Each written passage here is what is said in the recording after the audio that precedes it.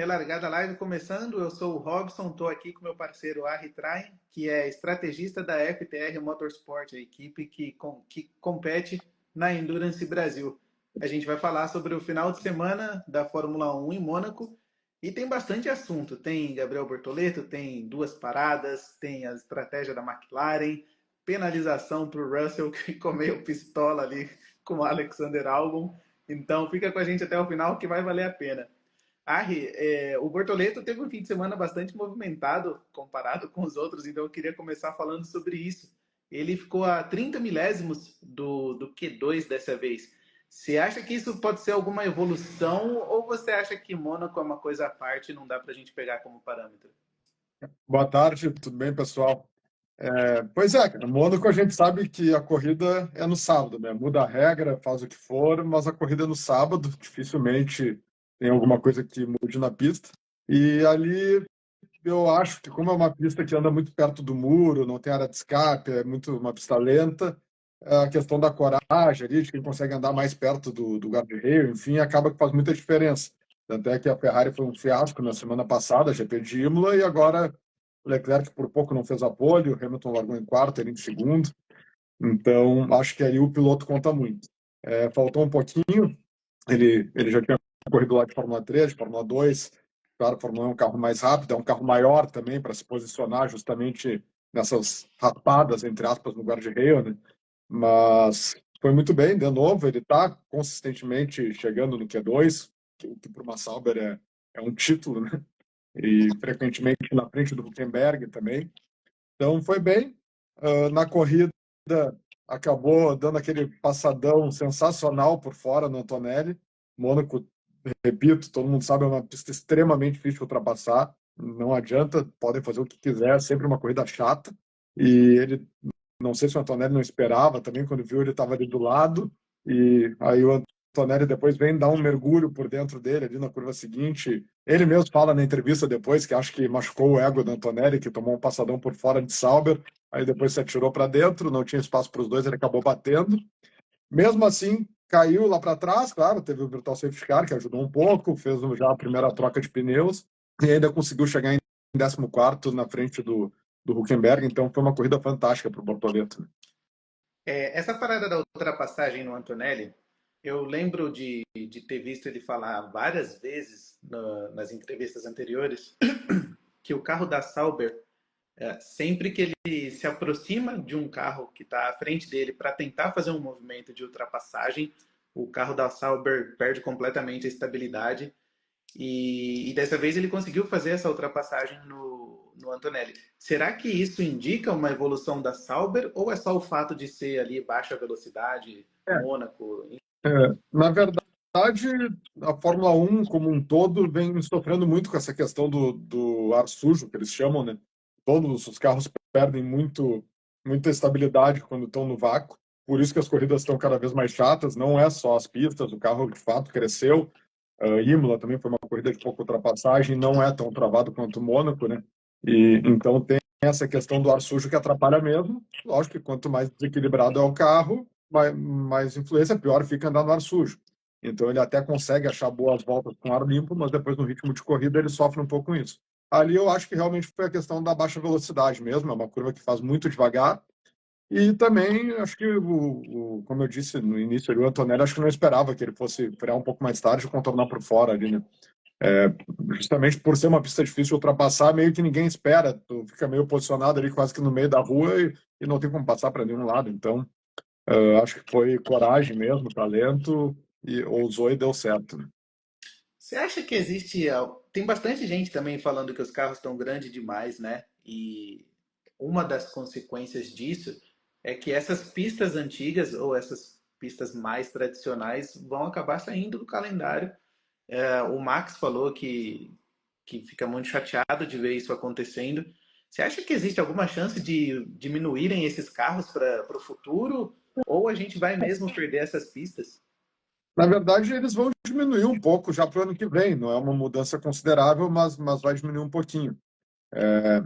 Eu também acho uma pena, tem uma série de pistas aí que são icônicas, né? Mas a tendência é que os autódromos evoluam acompanhando o esporte, né? Hoje as pistas modernas ali, principalmente essas que a gente vê para os lados do Oriente Médio, Ásia, que são, acho que são as mais novas que vieram, os próprios circuitos de rua dos Estados Unidos, Las Vegas, enfim, Miami, já são pistas mais largas, né? Então, é uma tendência que os novos projetos acompanham a nova realidade. Aquele padrão lá dos anos 80, 70, 80, 90, que os carros eram minúsculos, isso aí a gente provavelmente nunca mais vai voltar. Mas eles estão trabalhando, eles estão tentando. É o principal objetivo de todas essas mudanças de regulamento, tentar combater essa questão do ar sujo, da turbulência, para voltar a ter corrida com um pouco mais de emoção, né? Sim, deixa eu só dar boa tarde ao pessoal que entrou, a Luciana, o Alisson. Valeu pela audiência aí, galera. Claro. Bom, aí você comentou sobre a provocação que o Bortoleto fez ali para o Antonelli. E quem que tá errado, né? Depois eles se acidentaram ali, o Bortoleto foi pro muro. Quem que tá errado nessa questão entre o Antonelli e o Bortoleto? Sinceramente, eu acho que se alguém errou foi o Bortoleto, no sentido de que ele não fechou a porta, né? Ele dá um passadão maravilhoso por fora, ninguém esperava. Aí na curva seguinte ele se posiciona para fazer o traçado normal, porque sabe que se alguém tentar botar junto ali, dois não contorna. Mas o Antonelli fez a dele, freou mais tarde, se atirou para dentro, não tocou nele, né? Chegou no apex da curva na frente. E aí, quando o Bortoleto vê, dá para ver no onboard direitinho. Quando ele vai apontar, ele olha, ele vê que o Antonelli já estava ali, então ele se assusta, volta e acaba pegando o guarda-reio. Ele poderia ter posicionado um pouco mais para dentro para se defender, sabendo que ele recente tinha passado o cara, né? Mas o Antonelli fez também o que tinha que tentar, né? Agora, a nova regra da Fórmula 1, para mim, é errada. Acho que é a única categoria do mundo que trabalha dessa forma. O cara que está por dentro não é mais obrigado a dar espaço para quem está por fora, né?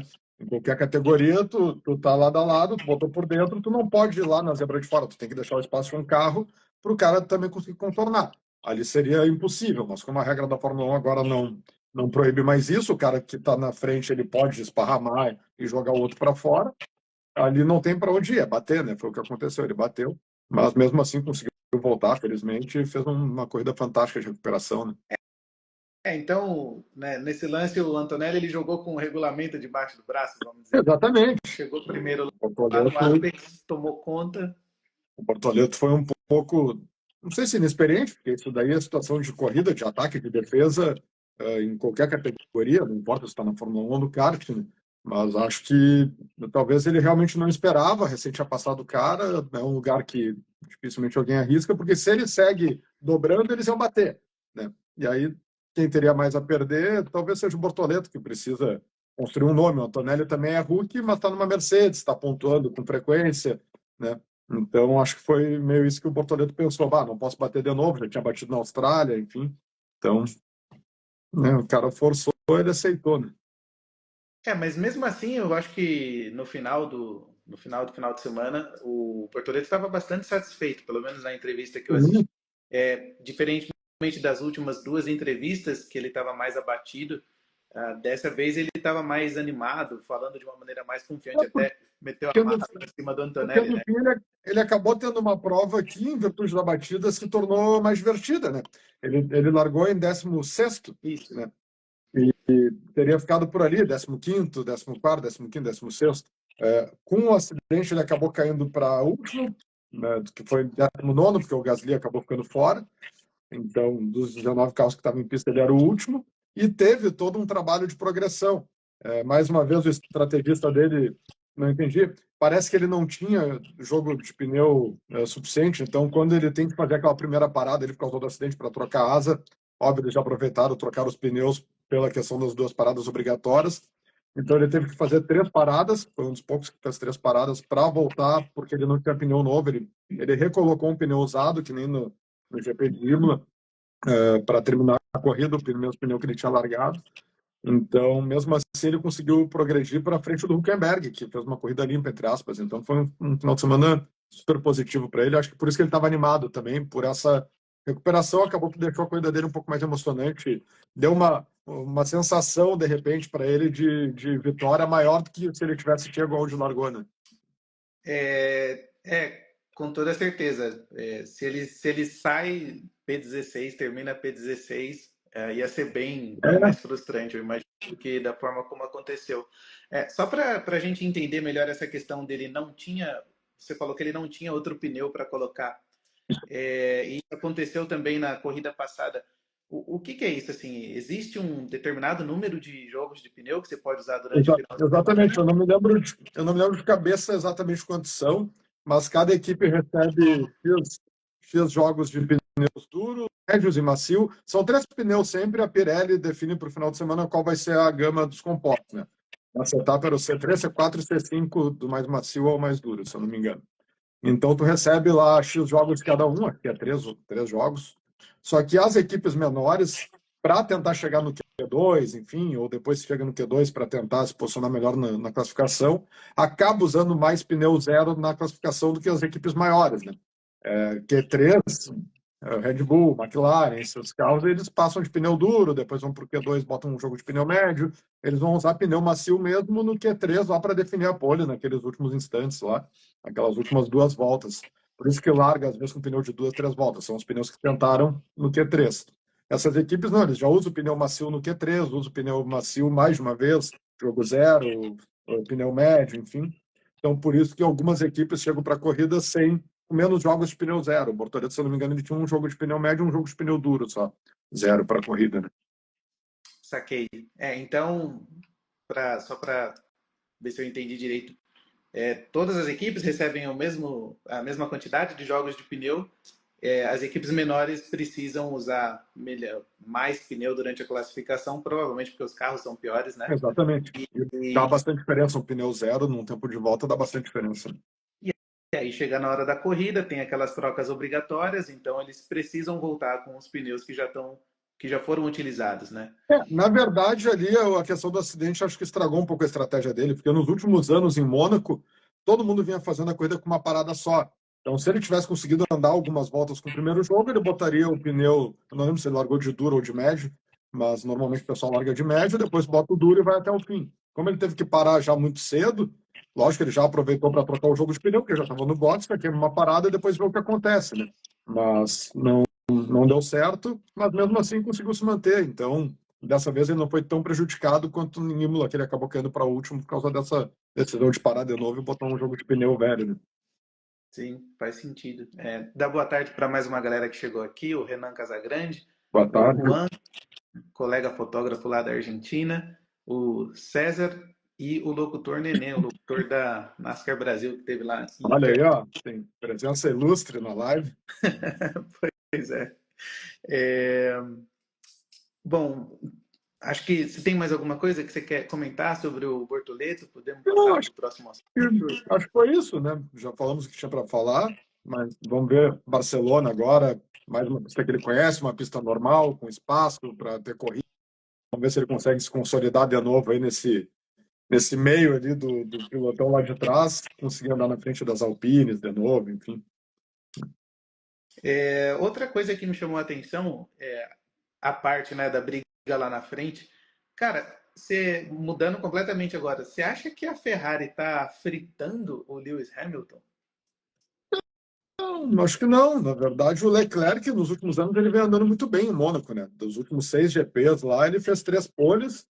Agora essa ficou com o Norris, a passada foi o Verstappen e teve uma do Hamilton, uns 2 anos atrás. Então é um lugar que ele frequentemente consegue achar uma volta boa, né? A Ferrari, como um todo, cresceu lá. Não sei, de novo, pela questão da ultrapassagem do Bortoleto, não sei se é por ser uma pista mais travadinha, enfim, daqui a pouco dá uma equiparada nos carros por baixo, né? Quase como uma condição de chuva, assim, que nivela tudo meio por baixo. Então, vamos descobrir em Barcelona se foi uma evolução da Ferrari ou se é só a situação de Mônaco mesmo. E aí, com 2 pilotos bons, tu consegue ganhar um pouco de terreno, né? Mas ali não tinha muito o que fazer. O Leclerc largou em segundo, o Hamilton largou em quarto e assim eles chegaram, né?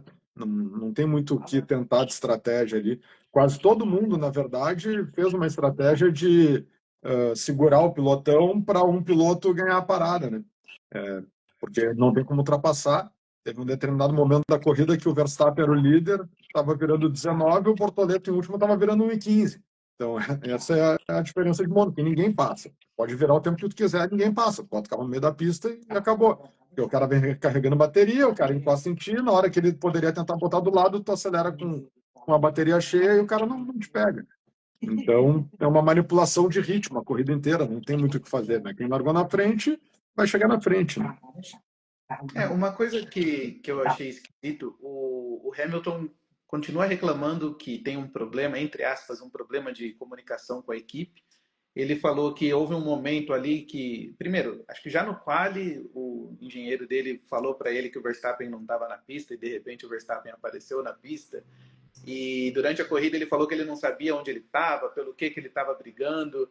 É, E aí, para finalizar, no rádio, ele pergunta se o engenheiro estava bravo com ele, ele não tem resposta. E, cara, não sei, será que onde tem fumaça tem fogo, né? Será que eles estão quebrando o pau lá dentro? Na verdade, assim, como qualquer negócio, né?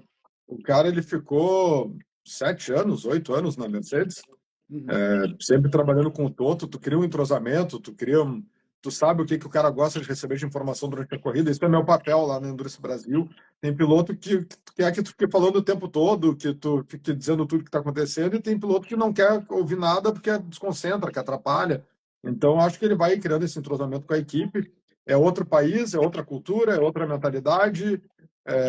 Ele talvez, já por ser um cara um pouco mais velho, também fica meio frustrado por ser um heptacampeão do mundo e de repente está tomando pau do Leclerc. Não chega a estar tomando pau, não dá para dizer isso, mas vem frequentemente andando atrás do Leclerc, né? Daqui a pouco tem mais a frustração pessoal dele, mas não. Aí é uma questão interna lá, difícil de opinar de fora, assim. Pelo que a gente vê, ele tá descontente. Mas acho que muito mais pela situação dele ser ter sido a vida toda um primeiro piloto bem definido dentro da Mercedes e depois chegar nessa situação de igualdade, uma hora tem que deixar o cara passar, outra hora o cara deixa ele passar, depois levar a oposição, enfim. Acho que nesse tipo de coisa que de repente ele está um pouco insatisfeito, né? Em A relação à questão é só Ferrari, para, perdão, né, em relação ao classificatório, ali sim, ali foi um erro total, né? Se não avisaram ele, como ele diz, e o próprio Verstappen, ele conversaram depois, se não avisaram ele que o Verstappen vem atrás, a punição é totalmente da equipe, ele pagou o pato ali pela equipe, né? uhum. é, e, e assim, é uma coisa. A gente sabe que as coisas lá na Ferrari são meio nebulosas, né? A gente dificilmente vai saber o que vem à tona. Um episódio que eu me lembro, que eu me lembrei agora, né? Quando o Rubinho deixou o Schumacher passar lá em cima da linha, um jornalista da época, o Lemir Martins, ele veio com uma história de que a Ferrari tinha sequestrado a mãe do Rubinho e que por isso o É. Rubinho aproveitou ali uma situação nebulosa da Ferrari para inventar essa groselha, né? Mas é uma coisa meio folclórica, mas que, sei lá, fica no meu imaginário, assim, as coisas que acontecem na Ferrari a gente nunca vai saber exatamente. Aquele É, episódio lá, desculpa, que eu achei que tinha concluído. não, sim, pode falar. Aquele episódio lá que acabou definindo muito a carreira, a imagem do Rubinho aqui no Brasil, né? Muita gente ficou brava com ele, que deixa passar isso, aquilo, amarelão, enfim. E ele fala, já vi diversas entrevistas dele sobre esse assunto, que um dia ele vai escrever no livro da biografia dele o que aconteceu. Eles que foram voltas e voltas de discussão com o engenheiro, ele brabo, dizendo que não ia deixar, não ia deixar, não ia deixar. E no fim ele pensa, cara, eu sou um funcionário, eu sou pago para estar aqui, ele é meu chefe, eles estão mandando eu fazer, não adianta, vou ter que fazer. Então não foi que ele quis deixar o cara passar em cima da linha, foi que ele recebeu uma pressão muito grande do empregador e aí ele preferiu por manter o emprego. Então, um dia eu estou curioso para ler essa história contada por ele na íntegra, que ele nunca contou em detalhes, né? Mas essa história do cara aí, não acredito. O que eu acredito é que lá, assim como o futebol no Brasil, a gente falou na live passada também, que na Itália a Ferrari é maior do que qualquer clube, eu acho, né? Os tifosi são tudo maluco. Eu acho que lá deve se experimentar uma sensação quase de como jogar num clube grande do Brasil, no Grêmio, no Palmeiras, no Flamengo, né? Que o cara que sai na rua, vai no restaurante, se não está performando, o cara te reclama, cobra, sabe? Pegar na fábrica, ter torcida na frente do prédio gritando, te vaiando. Então, acho que essa pressão lá é maior, sim. E isso, de repente, atrapalha ou ajuda o ambiente, dependendo da pessoa, mas. Fora isso, o resto acho que é puro folclore. Sim. Bom, para a gente fechar esse bloco das Ferrari, teve uma declaração do Leclerc que também me chamou a atenção. Perguntaram para ele se esse resultado em Mônaco tem algo que ele pode aproveitar ou que a Ferrari pode aproveitar nos próximos circuitos, e ele disse que não. Ele disse que foi bastante pontual, o carro é bom de curva, é bom nos bumps e que dificilmente vai acontecer ou vai aproveitar isso para os próximos circuitos. Eu estou sentindo os caras da Ferrari meio pessimistas assim. Será que esse ano eles vão ficar para trás em relação à Mercedes? Eu acho que foi o que eu falei ali anteriormente. Mônaco é uma pista de uma característica que nivela um pouco por baixo. Então, nesse quesito que ele quis dizer, não acho que porque a gente chegou em segundo e quarto hoje, que em Barcelona a gente vai estar brigando lá na frente. Então, ainda acho que a Red Bull está ali com o Verstappen pau a pau com a McLaren. A Mercedes, esse final de semana, foi terrível. Não sei se não acharam um acerto, ou o Antonelli, para um Hulk andar em Mônaco não é fácil, embora o Hadjar tenha classificado super bem em quinto lugar, né? Mas é uma pista difícil para um Hulk, porque tu está muito perto de bater, tu tem que estar mais acostumado com o carro para estar sempre no limite ali entre os muros, né? E o Russell é um piloto mais experiente, é um bom piloto, mas daqui a pouco não estava num dia bom, não acertou uma volta boa, depois na corrida tu não consegue progredir, né? Então, vamos descobrir agora, no próximo final de semana. Mas eu acho que sim, acho que a ordem não se altera. McLaren, Red Bull, Mercedes e a Ferrari ali atrás brigando com a Williams. É legal, você mencionou algumas vezes o que aconteceu com essa nova regra das duas paradas em Mônaco. Ficou um jogo muito estratégico na pista, né? Muito menos emocionante para quem não entende nada disso, mas acho que para você fica muito mais claro que as pessoas, que as equipes estão fazendo na pista. O Sainz falou, meteu o pau, falou que ficou muito ruim desse jeito, que ficou uma corrida muito manipulada, que as equipes ficaram fazendo esse jogo de atrasar o pelotão para o outro poder abrir, fazer a parada. E engraçado o Sainz falar isso porque teve um lance ali entre o Russell e o Albon, que o Russell ficou pistola, resolveu cortar a chicane para passar o Albon e ainda mandou no rádio, né? Ah, beleza, eu vou aceitar a punição de Sim. 10 segundos e tá tudo bem. Que no fim foi uma punição ainda maior porque os comissários ouviram aquele áudio e acharam que o Russell estava peitando. Você gostou dessa história de duas paradas, É, desse jogo de é que, estratégias? na verdade, assim, eu acho que para o piloto, de repente, ficou muito chato mesmo. Mas deu uma modificada. Todos os últimos GP do Mônaco foram extremamente chatos. Ano passado era uma parada só e teve gente virando 6 segundos abaixo de um ritmo para segurar o pilotão, para poupar pneu, daí por outra situação. Então, é uma corrida chata. Vai, como eu digo, deve continuar pela fama, pelo status, por tudo que representa. Mas o pessoal sabe que lá a corrida é no sábado, não é no domingo. O domingo é simplesmente um desfile para ver quem chega, né? O Hadjar falou que foi difícil até manter a concentração, porque tu anda tão lento por tanto tempo e tu tem que estar muito concentrado, é difícil nesse quesito para eles. O Sainz reclamou porque a AlphaTauri, a Racing Bulls, né, que foi super bem esse final de semana, fez a mesma coisa com eles. Eles seguraram, o segundo piloto segurou o ritmo para o da frente ganhar as paradas sem perder a posição. E depois a Williams fez a mesma coisa para cima da Mercedes, de uma maneira super inteligente. Ali mostra, bem na hora, mostra o Toto ali, né, bufando no rádio. Não tinha o que fazer, o cara não consegue passar. O Russell entendeu o que estava acontecendo. Normalmente, numa situação de disputa, que o cara sai, ganha ali alguma coisa de vantagem, a punição vinha sendo até 5 segundos, não era nem 10, por sair da pista e obter vantagem. Então, eles falam, ó, você tem que devolver a posição. Falam para o Russell, ele, não, eu vou pagar a punição, porque ele está tão lento que eu vou abrir os 5 segundos. Só que daí eu acho que foi tão deliberado, né? Ficou tão claro que ele não, eu vou cortar caminho, eu vou ser Dick Vigarista, vou cortar a pista e vou passar o cara, que eu concordo que 5 segundos só seria um absurdo daí de punição. Uma coisa, como eu digo, os dois entraram na curva, um ameaçou bater no outro, o cara esparramou um pouquinho, cortou para a área de escape, tracionou na frente, sei lá, foi um pouco mais aberto, conseguiu acelerar melhor e ganhou vantagem. Mas não, ali ele realmente atalhou, né? Não foi um leave the track again advantage, ele cortou o caminho mesmo. E aí, eu acho que ali caberia até uma punição maior, de repente, com drive-thru, né? Mas foi isso, a corrida inteira foi baseada nisso, né? Esse lance que você comentou mostrou o Toto Wolff bufando. O estrategista da Williams, ele era da Mercedes, né? Eles trabalhavam juntos. Sim. E depois ele disse que o cara mandou uma mensagem, pediu desculpa. Não sei não, tá Pô, com vai cara pedir de desculpa ligar por isso quê? daí. Né? Vai pedir desculpa por quê? O trabalho dele é justamente esse, é fazer as contas, analisar o regulamento. Eles já tinham feito as duas paradas com o álbum e depois inverteu para o Sainz poder fazer as duas paradas e se trocar novamente. Então é isso aí, tudo certo. Assim como eles também sofreram do mesmo veneno com a Racing Bulls, né? Ali na frente não foi tão escancarado isso, porque, claro, o Piastri e o Norris estão brigando pelo campeonato, a McLaren já falou que eles poderiam brigar, correr livremente, então o Piastri também estava tentando algo melhor na corrida, né? Mas as equipes menores todas fizeram esse jogo praticamente, quem estava brigando ali pelos pontos do 10º, 9º, 8º até 6º lugar ali, se eu não me engano, né? Então, é a situação que a corrida impõe, né? Esse lance, essa estratégia, parar antes, parar depois, segurar o companheiro ou segurar o pelotão para o companheiro abrir uma passagem. Uma coisa que eu queria pedir para você é se você puder explicar o que é o undercut, como funciona isso, qual a vantagem disso e por que que isso foi tão importante nesse GP de Mônaco.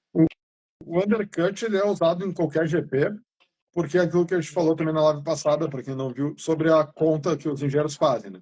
Tu larga com o pneu tem a volta ideal lá, que é a volta que eles usam na classificação, e a partir daquele momento ele vai perdendo um pouquinho de rendimento, meio décimo, sei lá, milésimos por volta. E, claro, eles têm até um certo limite ali, que é onde eles calculam a estratégia de parada. Tem que parar entre a volta tal e tal, porque ali tu inverte a curva, né? Tu começa a ficar mais lento que com o outro pneu, mesmo que o mais duro novo. Normalmente, quem está mais na frente larga o pneu mais macio primeiro para disputar melhor e depois com o pneu duro. Por isso que eu digo que tu chega um momento que inverte a curva. Tem equipe menor que, claro, larga com pneu duro para arriscar um safety car, alguma coisa, andar com uma estratégia invertida para, se acontecer algo diferente, tu acabar progredindo, né? Mas o undercut é isso, tu faz a conta ali de o quão mais rápido vai ser o pneu novo em relação ao pneu que tá na pista, para tentar nos boxes tu ganhar uma posição. Vamos supor que tu saia de pneu duro zero e esse pneu no primeiro momento vire 1 segundo e pouco mais rápido que o pneu médio usado. Então, em 2, 3 voltas, tu daqui a pouco tira aqueles 2 segundos do cara que está na tua frente, né? E aí a forma de se defender disso ou é parando junto, é o que normalmente acontece, o cara para tentar um undercut, na volta seguinte quem está na frente já para também, que é para não dar tempo dele ficar descontando muito tempo, ou fazer o que eles chamam de overcut, daí, né? Que aí é tu tentar alongar o que dá o pneu, porque tu tá com o tanque mais leve, né, tá com a pista livre, às vezes quem tenta o undercut acaba caindo num tráfego, então tudo tem que ser muito bem calculado, né?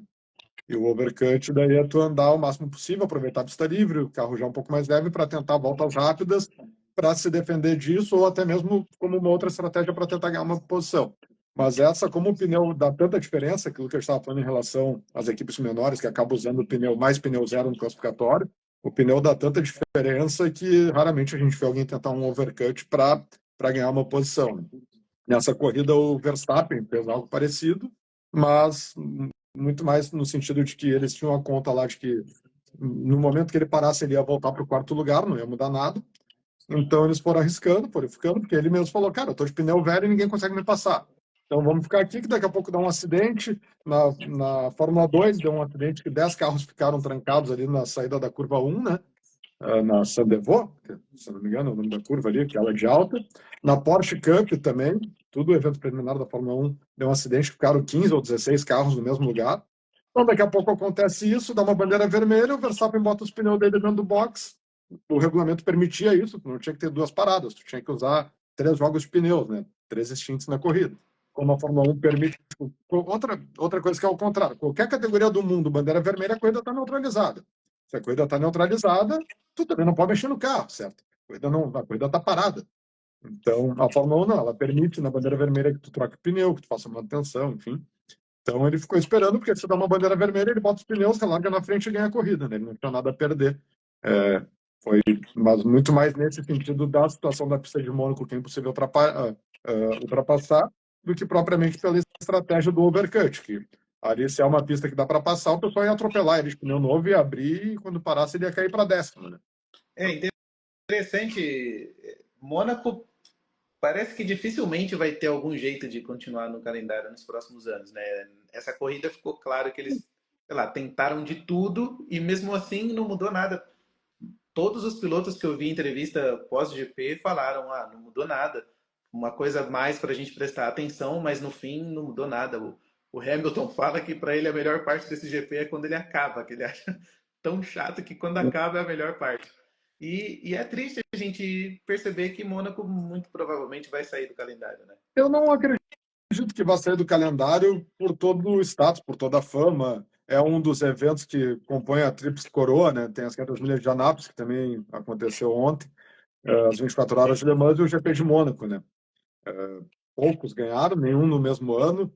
O Ken Miles, que no filme Ford vs Ferrari mostra, era um que ia tentar conquistar essa Tríplice Coroa e acabou não conseguindo. Não, desculpa. Ken Miles, a Tríplice Coroa era das provas de longa duração, não era essa a Tríplice Coroa. Falei bobagem. Mas o GP de Mônaco, 500 milhas de Anápolis e 24 horas de Le Mans, a Tríplice Coroa do automobilismo. Então, acho que não sai do calendário. O Christian Horner falou ontem que eles deveriam tentar mudar a pista para criar algum ponto de frenagem mais longo, para daí sim ter a possibilidade de o cara botar do lado, tentar uma ultrapassagem. Essa seria a melhor forma de mudar um pouco a história das corridas. De fato, concordo com ele. Ali, como a pista é mais travadinha, já é estreita e as frenagens são curtas, não dá tempo do cara frear, o outro retardar uma freada, botar do lado e conseguir contornar. Então, se eles conseguirem criar zonas de frenagens maiores, então aumenta a chance de um cara conseguir retardar uma freada, botar do lado, enfim, tentar uma ultrapassagem. Então, não sei se vão mexer na pista também, acho que mudou só a questão da parte da piscina lá, desde o início, em 1950 e poucos, né? Então, vamos ver. Mas sair do calendário, acho que não sai por tudo que ela representa em questão de status, de fama, de dinheiro, né? É um evento da alta sociedade, né? Que é todo aquele glamour, iate, carro importado na proa. Não lembro qual piloto falando em entrevista pós-corrida que o pessoal vai lá domingo não é nem para assistir a corrida, eles ficam fazendo outra coisa. Então, é quase uma festa mesmo. Eu estava dando uma olhada, o Rodrigo França faz a cobertura da Fórmula 1 para o GE. Ele falou que o ingresso mais barato que ele encontrou lá era 40 euros. Para a galera que sai da Europa para assistir isso, se não for norte-americana, é uma conversão bastante pesada, mesmo sendo mais barato. 40, não, 400 euros, provavelmente.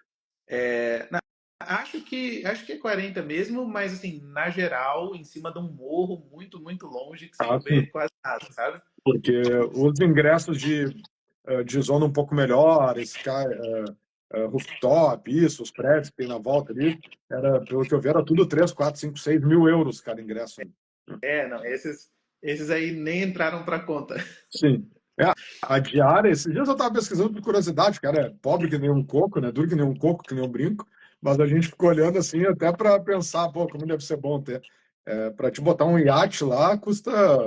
Cara, gasta uma fortuna, acho que é 100 ou 200 mil euros a diária para deixar um barco ali na beira da pista, né? Então, é esse universo, assim, que circula muito dinheiro, por isso que eu acho que jamais vai ser do calendário. Vendo sobre essa perspectiva, vai ser difícil movimentar, tirar isso do calendário, mexer com essa galera e com toda essa grana que gira em torno, né? Com certeza. Bom, para a gente fechar esse bloco também, eu queria falar com você sobre as McLarens. Deixa eu ver o que eu anotei aqui de importante. Bom, a primeira coisa que eu queria falar, o Norris venceu, ele fez o melhor tempo, você já tinha adiantado que quem fosse bem no quali, muito provavelmente, né, a pole ia levar a corrida, mas mesmo assim ele deu uma declaração dizendo que ele ainda está em busca de recuperar a confiança. Não consigo ver um discurso de campeão no Norris nem quando ele ganha. É o que eu falei já também. Eu acho que o Piastri é um cara muito mais preparado mentalmente. O Norris parece que, sabe, é sempre esse chororô e coisa. Ele fala também em relação à Red Bull, que o ritmo deles não é tão melhor que nem dizem, que a Red Bull tem um ritmo de corrida mais rápido que o deles. Ele está sempre resmungando, sempre chorando, sempre botando a culpa no outro. E enquanto o Piastri está ali trabalhando quietinho. O Piastri tem até uma passagem a mãe dele conta que eles estavam andando de bicicleta e ela sofreu um tombo, um acidente. E aí, na pulseira dele, que marca os batimentos, diz que deu um pico de disparo de batimentos, daí a mãe dele, tu tem coração? Quando ela se acidentou, ele teve um disparo, acelerou os batimentos. Então a mãe dele disse, ele é tão frio nesse ponto, né? Então, o Norris não, é mais aquele jeito, ele parece um mimadinho, um bebê chorão, né? Mas é isso, ele ganhou, fez a pole por muito pouco, de novo, uma diferença super ajustada, mas faz parte, são dois pilotos bons, como eu sempre disse, ele é um cara bom, ele tem velocidade, né? E ali largou na frente, se não fizer nada errado, ganha a corrida, deu tudo certo, ganhou, o Piastri segue líder do campeonato, acho que por 3 pontos agora, né? Cada vez mais apertada essa briga, mas é isso. Não sei se ele está querendo achar uma desculpa por, né, todo mundo apostava pelo fim do ano passado que talvez esse seria o ano dele, e aí surge o Piastri, e para mim nunca me surpreendeu, sempre achei que o Piastri ia ser o cara que ia brigar pelo título, mas a grande opinião, assim, a mídia, enfim, no geral, todo mundo achava que seria o ano do Norris, né? Então talvez isso tenha abalado ele um pouco. Mas mesmo assim, eu vejo alguns tipos de discurso bem distintos entre os pilotos. O Piastri gelado, né? Haja o que houver, ele está sempre com a mesma cara, com a mesma expressão, falando tranquilo na dele. O Hamilton, ultimamente, ele tem reclamado bastante, mas ele reclama de uma forma incisiva, né? Claro, o cara tem 7 títulos. O Bortoleto, eu vejo ele bastante confiante, mesmo quando ele está frustrado, mesmo quando ele admite algum erro. E o Norris está sempre chorando, né? Como você falou, ele está sempre chorando, resmungando. É, Cara, é difícil imaginar que a McLaren vai levar o ano inteiro sem definir o Piastri como primeiro piloto, né? Claro, enquanto essa diferença estiver apertada, eles não vão fazer, mas para mim, se chegar no final da temporada e a McLaren não der ordem para o Lando se tornar o segundo piloto, vai ser um erro, exceto se o Piastri começar a fazer muita cagada. Eu acho que, assim como no ano passado, vai chegar um momento que sim, eles vão tomar a decisão, mas quando tiver, como tu disse, mais para o fim e uma diferença um pouco maior de pontuação. Tipo, tá claro, quem está brigando pelo campeonato é o Piastri, não é tu. Então, a partir desse momento, tu precisa que a gente lute junto como ele fez por ti ano passado. E ele vai ter que aceitar, como o Piastri aceitou, contrariado ou não. E é isso aí. Mas isso para mim vai ser. Acho que faltam 18 corridas, ainda não sei. Acho que teve a 8ª etapa agora, são 28 a temporada, ou 26, não me lembro. Enfim, falta um monte de corrida. Acho que isso aí vai ser lá para os últimos 7, 8 GPs, né? A não ser que o Piastri consistentemente bata no Norris e abra uma diferença grande mais para o meio da temporada ali, mas não é o que vem se desenhando, né? Acho que a Deve briga vai. depender do tamanho da ameaça que eles vão ter, né? Eles abriram Também. o Verstappen agora. Bom, para a gente já Mas fechar a live, é que tem um ponto também, eu não sei como é que está no horário, eu estou tranquilo aqui, mas que tem um ponto também que, para a McLaren, o que realmente importa, claro que o título de pilotos fica para a história, todo mundo lembra quem foi o campeão do ano tal, não o campeão dos construtores, né?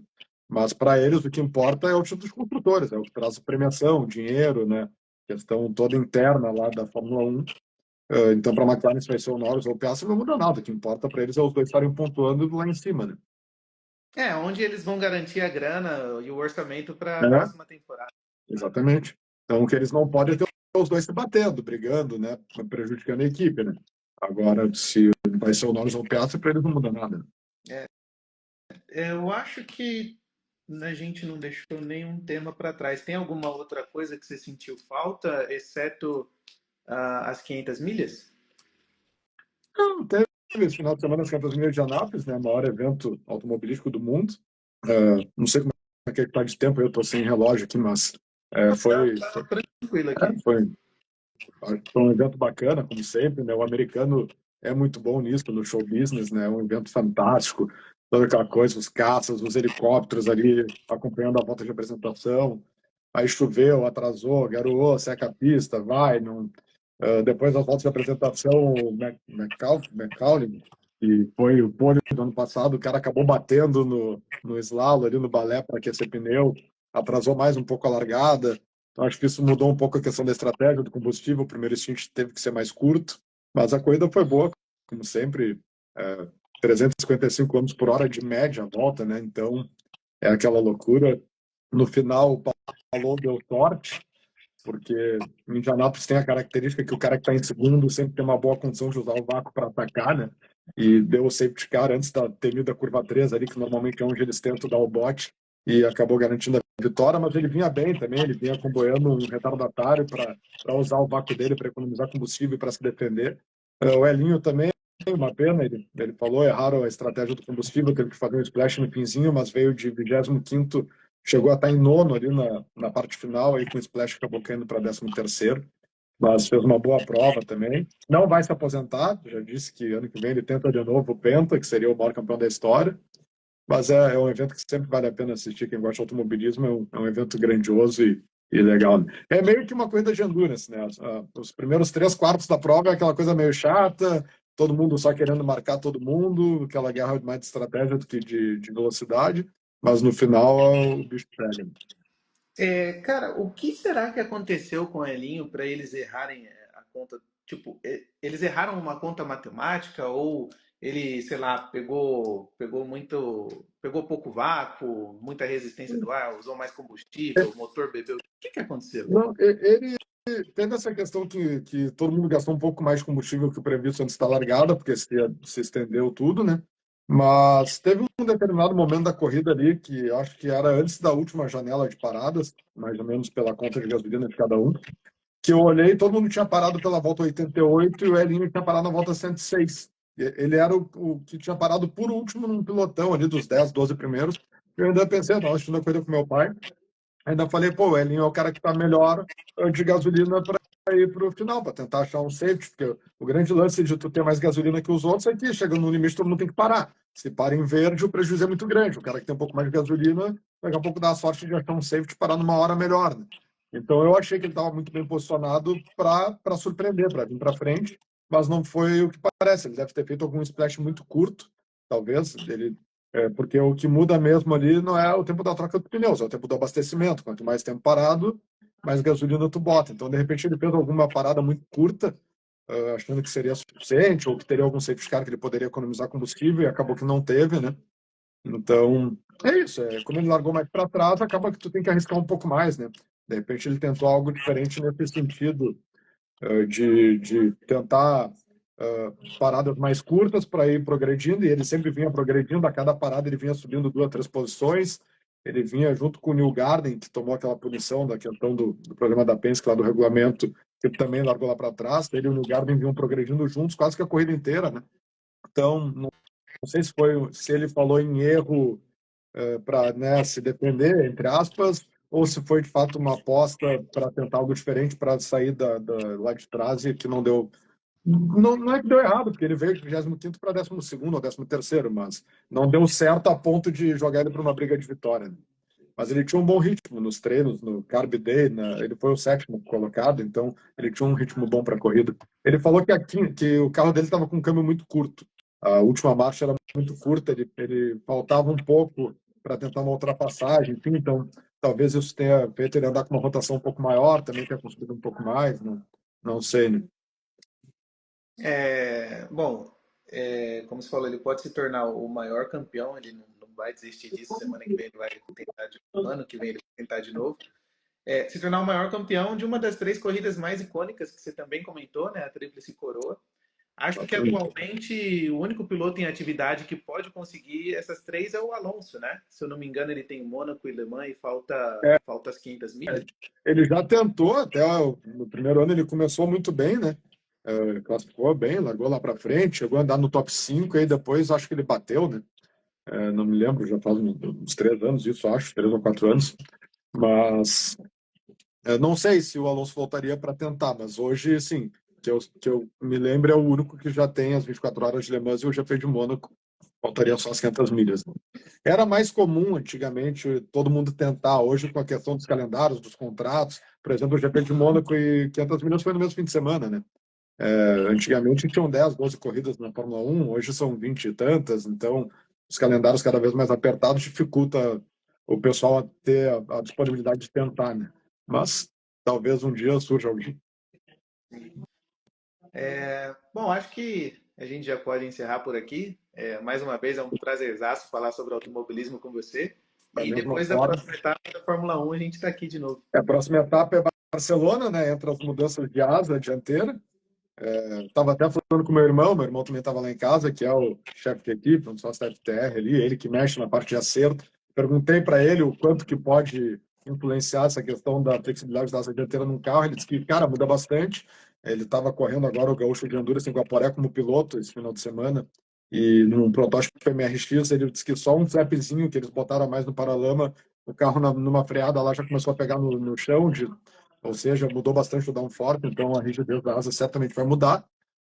Eu, no fim de semana que vem, vou estar trabalhando nas 6 horas de Guaporé, no Superturismo, com a Lamborghini lá, tentando trazer o anel aqui. Às 6 horas de Guaporé também tem o anel do campeão, que nem as 500 milhas de Indianápolis. Esse anel já nos escapou 2, 3 vezes, assim, no finzinho. Esse ano, vamos torcer que não escape. Eu não vou conseguir ver o classificatório da Fórmula 1 no sábado, mas domingo eu tento me inteirar de tudo. A corrida eu consigo assistir. Segunda-feira a gente está aí de novo. Beleza. Até Valeu, mais. um abraço. Tchau, tchau. Tchau, tchau.